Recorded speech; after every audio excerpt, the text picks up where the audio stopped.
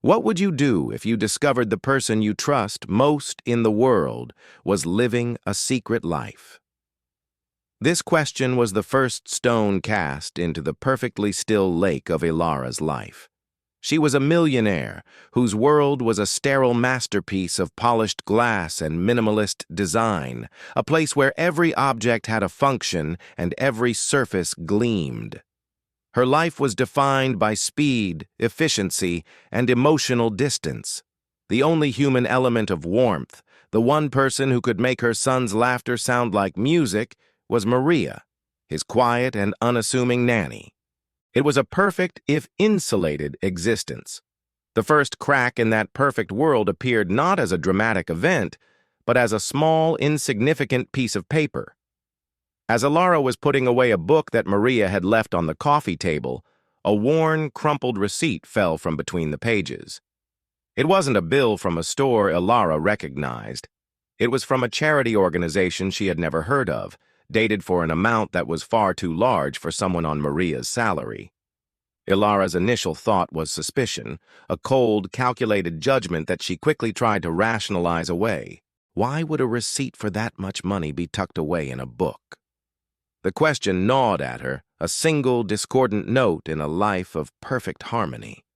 The person she had hired to care for the one human being she truly loved had a secret, and Elara, in her world of data and logic, couldn't let it go. She made a decision that would shatter the carefully constructed reality she lived in. The next day, as the sun set over the city skyline, she got into her luxury SUV and pulled away, a discreet distance behind Maria's bus. The hunt had begun.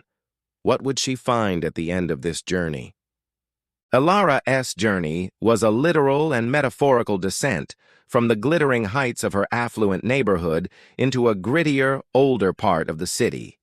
The sterile, muted hum of her luxury SUV was a stark contrast to the bustling, raw, ambient noise of the streets outside, a cacophony of distant sirens, blaring horns, and the low roar of a city that never slept. Elara watched as Maria navigated this new environment with a quiet dignity that was both beautiful and heartbreaking. The camera lingered on the worn soles of Maria's shoes, the way she held her body, the exhaustion etched into the lines of her face. Elara's initial suspicion began to dissolve, replaced by a growing sense of confusion and unease. The person she thought she knew, the calm and collected nanny, was disappearing, replaced by a complex, struggling human being she didn't recognize. The journey was more than just a trip across town. It was a slow, painful awakening to a world that existed just a few miles from her own, a world of desperation and human struggle that her wealth had made invisible to her. She felt a profound shame for the ease of her life, for her ignorance.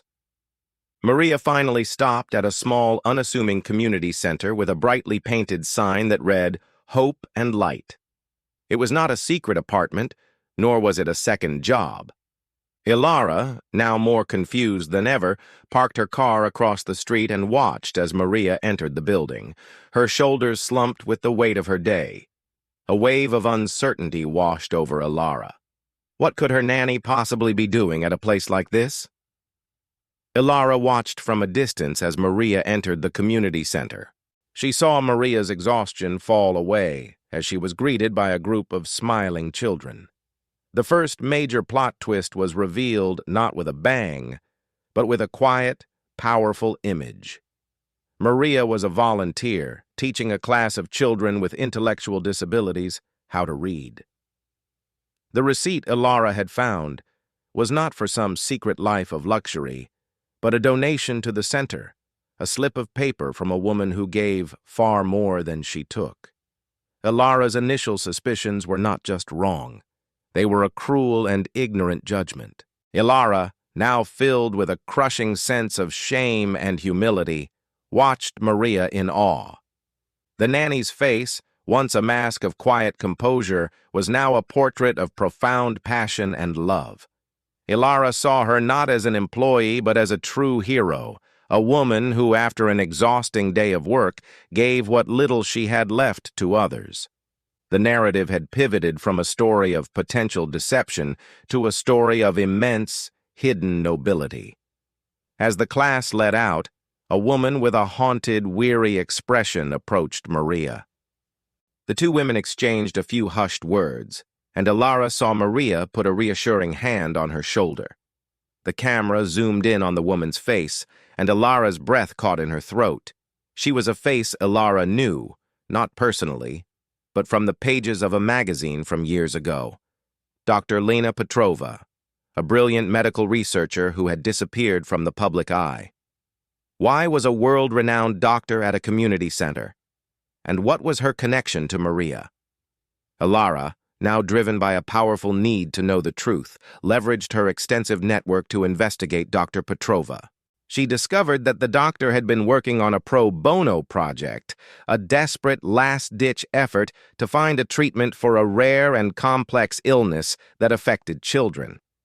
The community center was not just a charity, it was a place where children who had the rare illness came to get help and be part of a community. The project was on the verge of financial collapse, a race against time that was about to be lost. The stakes had been raised. What began as a personal mystery had escalated into a matter of life and death. The children in Maria's class, the children whose laughter had filled the room, were not just students. They were patients, their lives hanging in the balance. Elara realized that Maria was much more than just a volunteer. She was a crucial part of a far larger and more desperate struggle. A woman who had been dedicating her life to a cause that had gone unnoticed and unrewarded. Elara had to find Dr. Petrova. She had to know the truth. Elara's investigation led her to a small, unassuming lab in the back of the community center, a place that felt more like a makeshift fortress than a medical facility. The air was thick with the scent of chemicals and the quiet hum of a dying generator. She found Dr. Petrova there, working in the dim light of a single lamp, her face a mask of exhaustion and quiet resignation. Elara looked at her, and she knew she had to find a way to help. What could Elara possibly do to save the project and the children it was meant to help? Elara, with a newfound sense of purpose, offered Dr. Petrova a check, a figure so large it would save the community center and the research. The doctor, overwhelmed by her kindness, burst into tears and revealed a profound secret. The nanny's name was not Maria. Her real name was Elena, a brilliant research scientist and the doctor's protege. She had given up her prestigious career to care for her own child, a little boy who had the rare illness. She had taken a job as a nanny to make ends meet, but had steadfastly refused to accept any charity, believing that her child was not more important than the others who were in the same position. The revelation hit Elara with the force of a physical blow. The woman who had been caring for her son, the woman whose life she had just discovered, was not a servant. She was a quiet hero, a woman of immense dignity, sacrifice, and strength.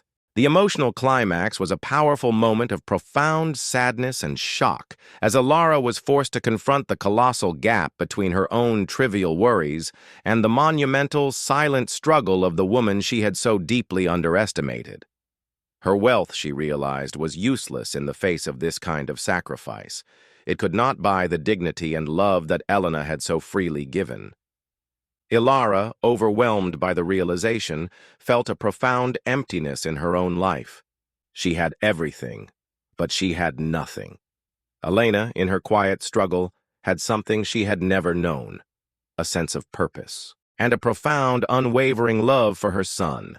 The story was not about the millionaire saving the day, but about the millionaire being saved by a woman who had everything she had ever wanted. Faced with this staggering sacrifice, what could Elara possibly do to earn her place in this new, more human world? The resolution was not about money, but about a new kind of partnership, a new kind of family. Elara, now seeing Elena as an equal and a friend, leveraged her network and influence to find a lasting solution. The two women co-founded a non-profit foundation to secure perpetual funding for the community center and Dr. Petrova's medical research.